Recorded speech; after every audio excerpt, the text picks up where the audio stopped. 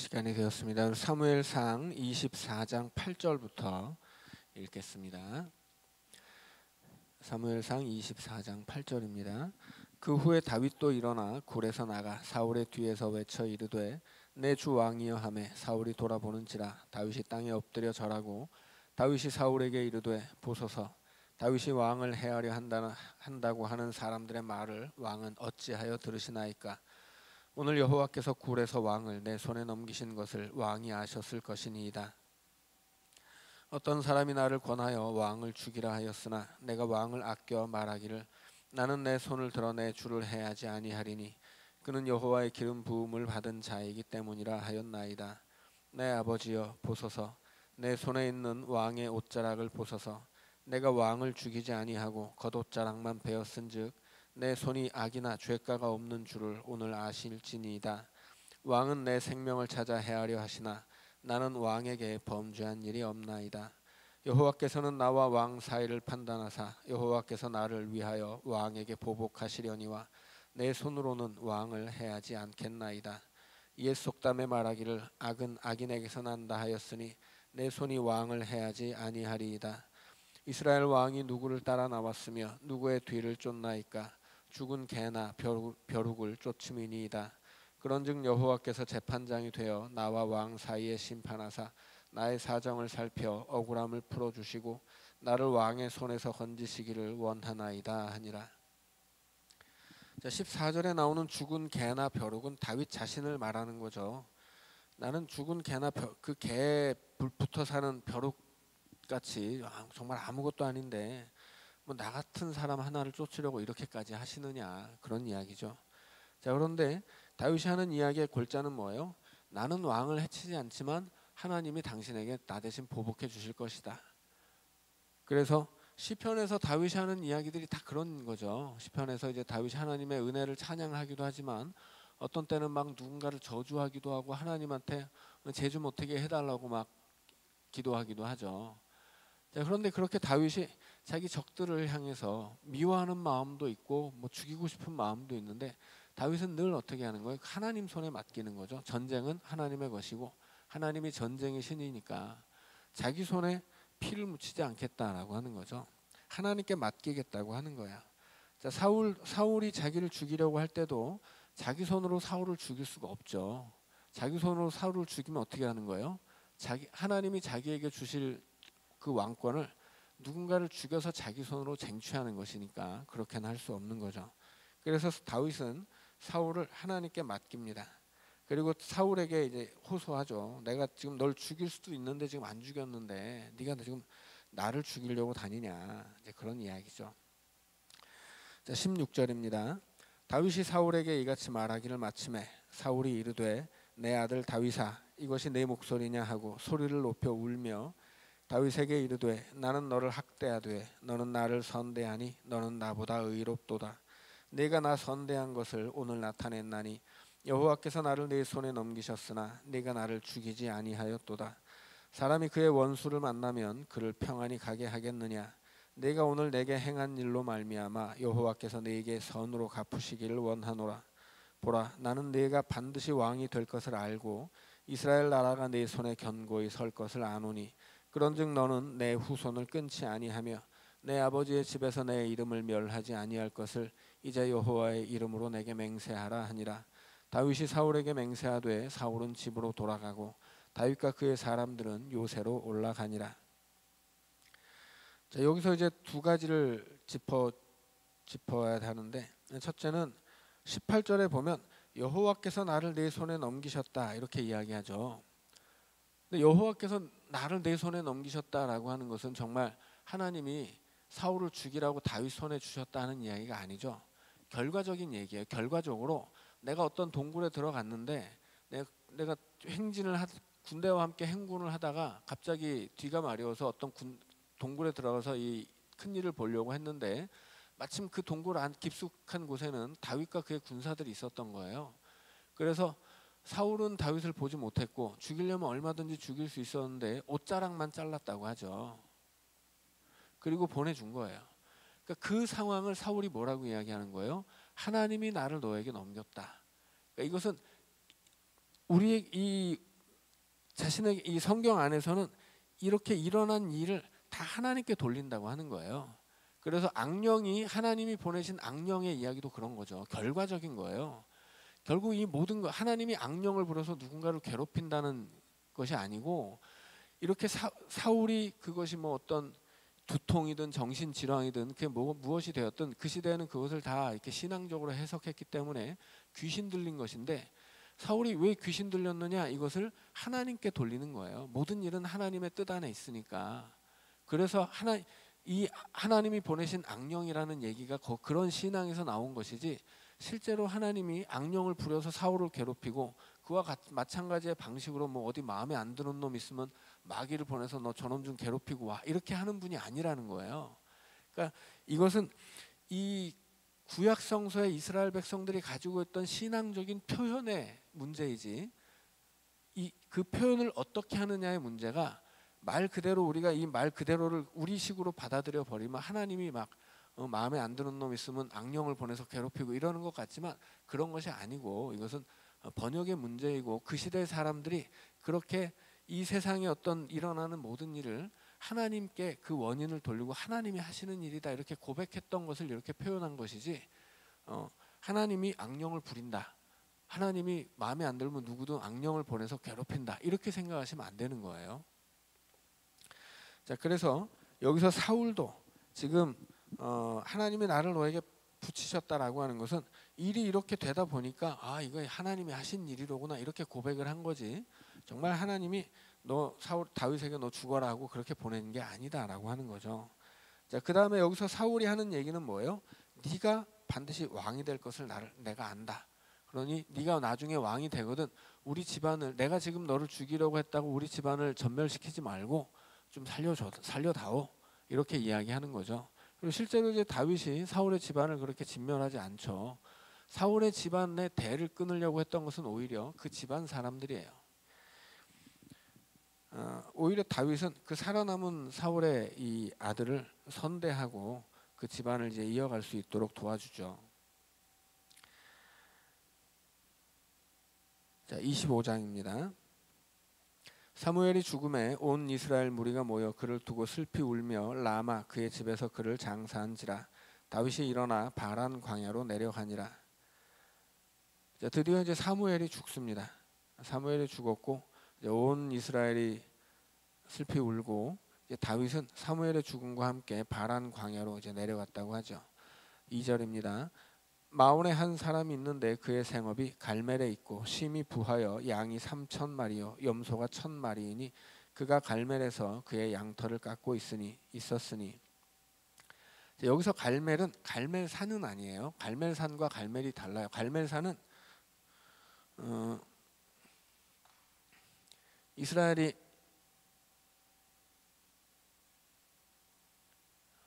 좀 더 밑에다 그래야 되겠네요. 갈릴리 호수가 있잖아요. 이 사해 바다 위쪽에 갈릴리 호수 옆으로 쭉 서쪽으로 가면 이렇게 살짝 튀어나온 곳이 있는데 여기에 산이 하나 있는데 이게 갈멜산이에요. 자, 그리고 여기서 나오는 갈멜은 어디에 있냐면 여기쯤에 있는 거예요. 아래쪽에. 그래서 여기가 이제 블레셋의 땅이면 블레셋과의 경계를 이루는 여기쯤이 이제 갈멜입니다. 그래서 그 앞에 나왔던 15장에 나왔던 사울이 아말렉을 물리치고 기념비를 세우잖아요. 그 기념비를 세웠던 곳이 갈멜이에요. 그래서 이쪽 남쪽쯤에 갈멜이라는 곳이 있는데 이 위에 있는 갈멜 산하고는 이제 틀린 거죠.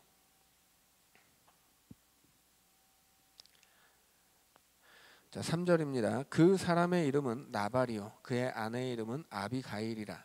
자, 나발은 바보라는 뜻이에요. 나중에 이제 이 아비가일이 자기 남편 나발에 대해 이야기할 때 25절에서 그의 이름이 나발이라 그는 미련한 자니이다. 이름 자체가 미련한 자라는 뜻이에요. 자, 미련한 자인데 가진 것이 많죠. 그리고 이 미련한 나발의 아내는 아비가일인데 총명하고 용모가 아름다우나 남자는 완고하고 행실이 악하여 그는 갈렙 족속이었더라. 이렇게 이야기합니다. 자, 이 갈렙 족속이, 갈렙이라는 사람은 이 여호수아와 갈렙 이야기할 때 그 갈렙이죠. 그 갈렙의 후예인데, 갈렙이라는 이름 자체의 뜻은 개라는 뜻이에요. 그래서 이게 두 가지로 쓰일 수 있는데, 하나는 이렇게 그 주인의 명령을 따라서 충실하게 양떼를 지키는 개도 있지만, 이렇게 들에서 아무나 물어뜯는 들개도 있죠. 그래서 근데 여기서 나오는 이 갈렙 족속이라는 말은 쉽게 말하면 개 같은 놈, 그런 뜻이에요. 그래서 이 나발이 아주 이름 자체가 바보 같은 놈인데, 그렇게 개처럼 다윗도 물어뜯었다, 이제 그런 뜻입니다. 그래서 이런 이름과 그의 지파의 이름을 통해서 앞으로 이 사람이 어떤 일을 할 것인지 이런 것을 암시해 주는 것입니다. 자, 4절입니다. 다윗이 나발이 자기 양털을 깎는다 함을 광야에서 들은지라. 양털을 깎는다는 것은 목축업을 하는 사람들에게는 가장 큰 잔치예요. 그러니까 뭐 예를 들어서 포도나무를 심으면 목적이 뭐예요? 포도를 얻는 거잖아요. 그래서 봄에는 힘들지만 가을에는 축제를 벌이죠. 포도 열매를 다 따고서 그 포도 열매를 포도즙 틀에 넣고 막 이 여인들이 그 위에 올라가서 밟으면서 포도주 막 이 즙이 튀고 이러면서 굉장히 즐거워하고, 그때 막 노래도 부르고 온 마을이 축제를 벌이잖아요. 양을 치는 사람들에게는 양털을 깎는 축제가 그런 거예요. 그래서 양털을 깎는 것은 이제까지 양을 기른 그 이제 열매를 따는 거거든요. 그 털을 가져다가 이제 그 파는 거기 때문에 양털을 깎는 축제가 목축업을 하는 사람들에게는 가장 큰 축제이고 가장 큰 잔치예요. 그런데 이 나발이 양이 3,000마리라고 하죠. 그 3,000마리의 털을 깎으면 어마어마하게 큰 잔치를 벌이는 거예요. 그래서 이스라엘 사람들은 집집마다 양을 길렀는데 보통 적으면 한두 마리, 많으면 서너 마리였다고 그래요. 그럼에도 불구하고 양털 깎는 철이 되면, 이 양털은 언제 깎냐면 겨울이 오기 전에 깎습니다. 왜 겨울이 오기 전에 깎냐면 이 양들은 흩어져서 살거든요. 그래서 흩어져 살다가 겨울에 추우면 얼어 죽기도 한다고 그래요. 그래서 근데 양털을 깎아 놓으면 애들이 춥잖아요. 그러니까 뭉친다고 그래요. 그래서 애들이 추울 때 뭉치라고 털을 깎아 주는 거예요. 이제 그러면 이제 올해 겨울이 오기 전에 털을 한번 깎으면 또 내년에 겨울이 오기 전에 한번 또 깎겠죠. 그럼 그 털을 모아서 이제 팔고 거기서 수익을 이제 얻는 겁니다. 그래서 이제 양털을 깎는 것은 3,000마리나 되는 양을 가지고 있다면, 그 서너 마리 양을 기르는 사람들도 양털 깎는 축제 기간에는 일주일 동안 축제를 한다고 그래요. 뭐 서너 마리 기르면 양털 깎는 거 하루 뭐 몇 시간이면 될 텐데, 그래도 일주일 동안 하는 거예요, 잔치를. 그런데 3,000마리를 길렀으면 엄청난 잔치를 했다는 거죠. 그러니까 굉장히 큰 잔치가 벌어졌으니까 다윗이 거기 가서 뭐 먹을 것 좀 얻어 먹으려고 좀 찾아간 거예요. 이스라엘에는 환대 문화가 있기 때문에 모르는 사람도 잔치에 찾아오면 잘 대접해서 보내는 게 그들의 법이에요. 아브라함도 그 정오에 한참 더울 때는 이제 그늘에 가서 잠을 자야 되는데, 그때 나그네들이 오는 것을 보고 막 뛰어나가서 그들을 대접하죠. 하나님인 줄 몰랐는데 하나님인 것처럼 대접을 하잖아요. 그게 이스라엘의 환대 문화예요. 그래서 그 이스라엘이 가지고 있었던 그 환대 문화를 기대하고 큰 잔치가 벌어졌으니까 다윗이 자기가 건사하고 있는 이 600명의 사람들을 먹이기 위해서 뭔가 이렇게 우리 먹을 것 좀 달라고 이렇게 그 잔치에 사람을 보낸 거죠. 자, 5절입니다.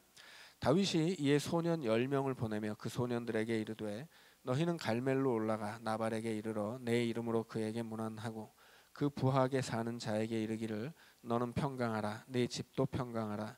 내 소유의 모든 것도 평강하라. 내가 양털 깎는 자들이 있다 함을 이제 내가 들었노라. 내 목자들이 우리와 함께 있었으나 우리가 그들을 해하지 아니하였고 그들이 갈멜에 있는 동안에 그들의 것을 하나도 잃지 아니하였나니 내 소년들에게 물으면 그들이 내게 말하리라. 그런즉 내 소년들이 내게 은혜를 얻게 하라. 우리가 좋은 날에 왔은즉 내 손에 있는 대로 내 종들과 내 아들 다윗에게 주기를 원하노라 하더라 하라.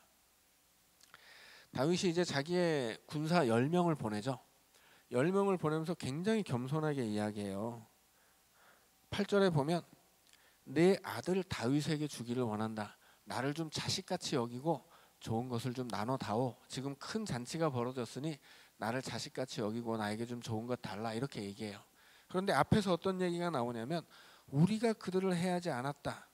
그들이 갈멜에 있는 동안에 그들의 것을 하나도 잃지 않았다.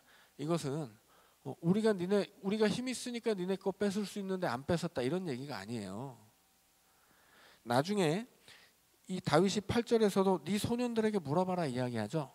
그 소년들이 뭐라고 하냐면 다윗이 우리를 지켜주어서 우리의 담이 되어 주었다, 그렇게 이야기해요.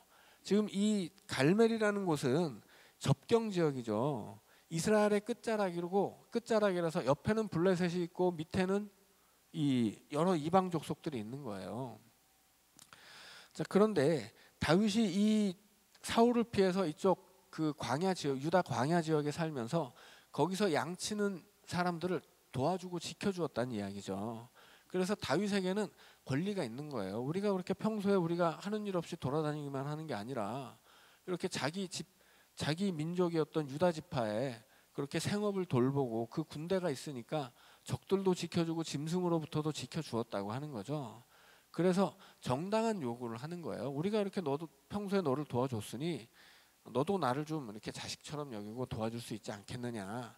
그리고 이렇게 큰 잔치가 벌어졌으니 뭐 모르는 사람도 도와주는 것이 우리 법인데 네가 나에게 평소 도움을 입었으니 네가 당연히 나를 좀 도와줘야 되는 것 아니냐, 이렇게 정당한 요구를 했던 거예요. 자, 그런데 이제 나발이 그 이름처럼 밀어내 가지고 엉뚱한 이야기를 하죠. 9절의 이야기입니다. 다윗의 소년들이 가서 다윗의 이름으로 이 모든 말을 나발에게 말하기를 마침에 나발이 다윗의 사환들에게 대답하여 이르되 다윗은 누구며 이새의 아들은 누구냐. 요즘에 각기 주인에게서 억지로 떠나는 종이 많도다. 내가 어찌 내 떡과 물과 내 양털 깎는 자를 위하여 잡은 고기를 가져다가 어디서 왔는지도 알지 못하는 자들에게 주겠느냐 한지라. 이에 다윗의 소년들이 돌아서 자기 길로 행하여 돌아와 이 모든 말을 그에게 전하매 다윗이 자기 사람들에게 이르되 너희는 각기 칼을 차라 하니 각기 칼을 차매 다윗도 자기 칼을 차고 400명 가량은 데리고 올라가고 200명은 소유물 곁에 있게 하니라. 자, 다윗이 이제 이 나발이 도대체 다윗이 어떤 놈인데 나한테 먹을 걸 달라고 하느냐. 요즘 주인에게서 도망치는 노예들이 많다던데 다윗이 그런 놈 아니냐. 지금 사울에게서 피신한 다윗을 그렇게 얘기한 거죠. 주인을 피해 도망친 노예라고 비하하는 거야. 그러니까 지금 다윗을 모욕하는 거죠. 이 시대 이스라엘 사람들은 돈보다 더 귀하게 여긴 것이 명예였다고 늘 말씀드리죠. 이렇게 누군가를 모욕하는 것은 이거는 있어서는 안 되는 일이에요. 그래서 다윗이 자기를 모욕하는 이 나발을 가만두지 않겠다고 이제 죽이겠다고 출동하는 거죠. 자, 14절입니다. 하인들 가운데 하나가 나발의 아내 아비가일에게 말하여 이르되 다윗이 우리 주인에게 문안하러 광야에서 전령들을 보냈거늘 주인이 그들을 모욕하였나이다. 우리가 들에 있어 그들과 상종할 동안에 그 사람들이 우리를 매우 선대하였으므로 우리가 다치거나 잃은 것이 없었으니 우리가 양을 지키는 동안에 그들이 우리와 함께 있어 밤낮 우리에게 담이 되었음이라. 그런즉 이제 당신은 어떻게 할지를 알아 생각하실지니 이는 다윗이 우리 주인과 주인의 온 집을 해하기로 결정하였음이니이다. 주인은 불량한 사람이라 더불어 말할 수 없나이다 하는지라.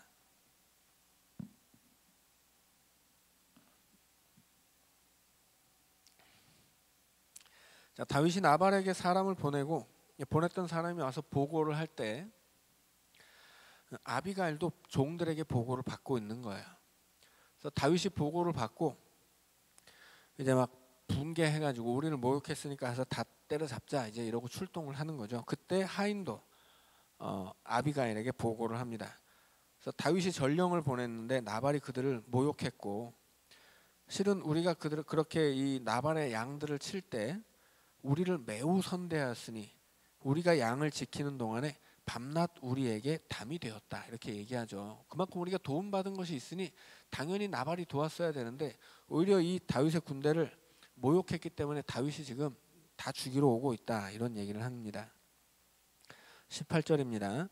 아비가일이 급히 떡 200덩이와 포도주 2가죽 부대와 잡아서 요리한 양 5마리와 볶은 곡식 5세아와 건포도 100송이와 무화과 뭉치 200개를 가져다가 나귀들에게 싣고 소년들에게 이르되 나를 앞서 가라. 나는 너희 뒤에 가리라 하고 그의 남편 나발에게는 말하지 아니하니라. 아비가일이 나귀를 타고 산 호젓한 곳을 따라 내려가더니 다윗과 그의 사람들이 자기에게로 마주 내려오는 것을 만나니라. 다윗이 이미 말하기를 내가 이자의 소유물을 광야에서 지켜 그 모든 것을 하나도 손실이 없게 한 것이 진실로 허사라. 그가 악으로 나의 선을 갚는도다. 내가 그에게 속한 모든 남자 가운데 한 사람이라도 아침까지 남겨두면 하나님은 다윗에게 벌을 내리시고 또 내리시기를 원하노라 하였더라. 다윗이 이 나발의 집을 진멸하기로 작정을 하고 내려오는 길에 그렇게 다윗을 위해 여러 가지 음식을 준비한 아비가일이 이제 만나게 되었다 하는 이야기입니다. 23절입니다. 아비가일이 다윗을 보고 급히 나귀에서 내려 다윗 앞에 엎드려 그의 얼굴을 땅에 대니라. 그가 다윗의 발에 엎드려 이르되 내 주여 원하건대 이 죄악을 나 곧 내게로 돌리시고 여종에게 주의 귀에 말하게 하시고 이 여종의 말을 들으소서. 원하옵나니 내 주는 이 불량한 사람 나발을 개의치 마옵소서. 그의 이름이 그에게 적당하니 그의 이름이 나발이라. 그는 미련한 자니이다. 여종은 내 주께서 보내신 소년들을 보지 못하였나이다. 내 주여 여호와께서 살아계심을 두고 맹세하노니 내 주도 살아계시거니와 내 주의 손으로 피를 흘려 친히 보복하시는 일을 여호와께서 막으셨으니 내 주의 원수들과 내 주를 해하려 하는 자들은 나발과 같이 되기를 원하나이다. 여종이 내 주께 가져온 이 예물을 내 주를 따르는 이 소년들에게 주게 하시고 주의 여종의 허물을 용서하여 주옵소서. 여호와께서 반드시 내 주를 위하여 든든한 집을 세우시리니 이는 내 주께서 여호와의 싸움을 싸우심이요 내 주의 일생에 내 주에게서 악한 일을 찾을 수 없음이니이다. 사람이 일어나서 내 주를 쫓아 내 주의 생명을 찾을지라도 내 주의 생명은 내 주의 하나님 여호와와 함께 생명싸개 속에 쌓였을 것이요 내 주의 원수들의 생명은 물매로 던지듯 여호와께서 그것을 던지시리이다. 여호와께서 내 주에 대하여 하신 말씀대로 모든 선을 내 주께서 주에게 행하사 내 주를 이스라엘의 지도자로 세우실 때에 내 주께서 무죄한 피를 흘리셨다든지 내 주께서 친히 보복하셨다든지 함으로 말미암아 슬퍼하실 것도 없고 내 주의 마음에 걸리는 것도 없으시리니 다만 여호와께서 내 주를 후대하실 때에 원하건대 내 주의 여종을 생각하소서 하니라. 자, 여기서 이제 아비가일이 지적하는 부분이 뭐예요? 다윗은 앞으로 하나님이 세우신 왕이 될 사람이니까 무죄한 피를 흘리면 안 된다. 그리고 친히 보복해서는 안 된다. 이 두 가지죠. 무죄한 피를 흘리면 안 된다는 이야기는 어떤 거예요? 아비가일은 나는 그런 얘기를 못 들었습니다. 그렇게 얘기하죠. 지금 다윗의 전령이 나발에게 와서 얘기했는데 나발이 막 모욕을 했잖아요. 내가 들었으면 그렇게 안 했을 텐데 나는 그걸 못 들었습니다. 그러니까 나는 죄가 없습니다. 그런 거죠. 나발만 죄인이지 나발만 미련해서 그런 죄를 저지른 거지 다른 사람은 죄가 없으니까 무죄한 피를 흘리면 안 됩니다. 당신은 왕이 될 사람이니까 무죄한 피를 흘리면 안 되는 거야. 자, 그 다음에 또 어떤 거예요? 친히 보복하면 안 되는 거죠. 친히 보복을 하면 안 돼요. 자, 그런데 그럼 하나님이 세우신 왕은 보복을 하면 안 되느냐? 사람 죽이면 안 돼요? 아니죠. 하나님은 보복을 명령하셨어요. 아말렉을 진멸하라고 명령하셨죠. 아말렉을 진멸해야 하는 이유는 그 옛날 출애굽 시절에 그 아말렉 족속이 이스라엘의 약한 자들, 아녀자들 뒤에 처진 소년들을 어린 아이들을 쳤기 때문이에요. 그 보복을 해야 돼요. 왜냐하면 하나님은 보복의 하나님이기 때문이죠. 하나님은 고엘이잖아요. 이스라엘에. 고엘의 의무 중에 하나는 보복이에요. 그래서 이스라엘이 침략을 받으면 하나님은 고엘이 되어서 이스라엘을 괴롭힌 이방 족속을 심판하신다는 거예요. 그게 하나님의 모습이에요. 그러니까 하나님도 보복하시는 하나님이고 하나님이 세우신 왕도 보복할 수 있어요. 그런데 왜 다윗은 보복하면 안 돼요? 다윗이 친히 보복하면 안 된다는 것은 사울의 이야기죠. 지금 사울의 이야기를 나발까지 데리고 온 거예요. 그리고서 하나님이 다 알아서 해주실 것이다. 네 적들을 하나님이 쳐주실 것이다. 그러니 네 손으로 죽이지 마라. 그렇게 네가 왕이 되기 위해서 그렇게 피를 흘려서는 안 된다 하는 이야기예요. 지금 아비가일이 네가 왕이 될 것이라고 이야기하죠. 네가 왕이 될 사람인데 왕이 될 사람이 피를 흘려서 그 피를 흘려서 왕이 되어서는 안 되지 않느냐 이런 얘기를 하고 있는 거예요. 왜 피를 흘리면 안 돼요? 이스라엘의 왕은 하나님이 세워주시기 때문이죠. 자기 손으로 쟁취해서는 안 되는 거예요. 솔로몬처럼 누군가 자기 정적들을 죽여서 얻는 왕권은 안 된다라고 하는 거죠. 자, 그런데 여기 이제 그 29절에 보면 생명싸개라는 말이 나와요. 내 주의 하나님 여호와와 함께 생명싸개 속에 쌓였을 것이다. 네가 생명싸개 속에 있다라는 말은 무슨 뜻이냐면 이 이스라엘의 목자들이 양을 셀 때 옛날 사람들은 오늘 우리처럼 수학을 잘 못해요. 그래서 이 지금도 좀 이렇게 뭐 글자를 모르는 나라와 민족이 많죠. 우리나라는 굉장히 특별한 나라예요. 대체 이제 간단한 셈은 다 하잖아요. 근데 옛날에는 숫자를 세는 게 어려워요. 그래서 숫자를 셀 때 이 하나씩 둘씩 세고 이걸 외워뒀다가 내가 지금 가지고 있는 양이 몇 마리다 이렇게 하지 않고 양 한 마리에 돌 하나를 주머니에 넣어요. 그래서 양이 몇 마리냐를 주머니에 넣은 돌로 세는 거예요.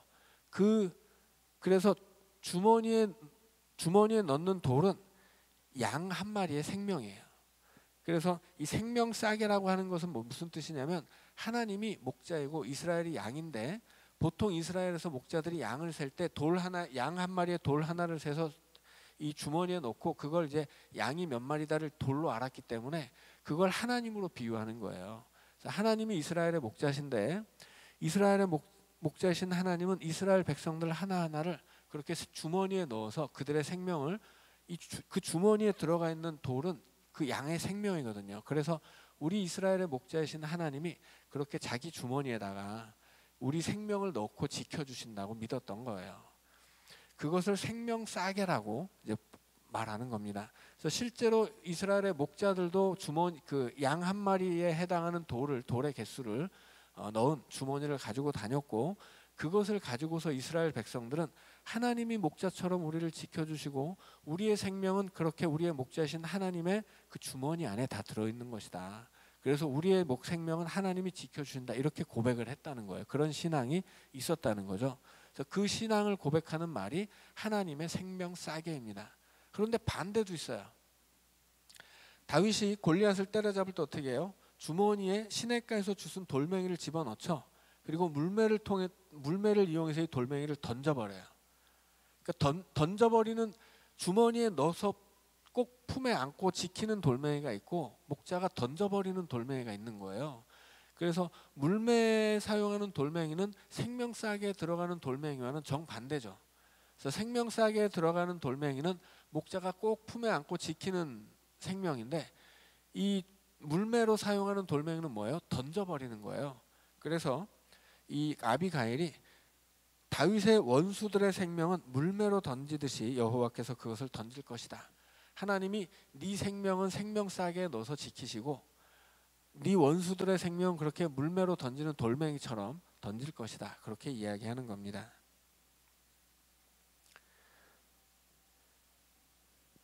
자, 32.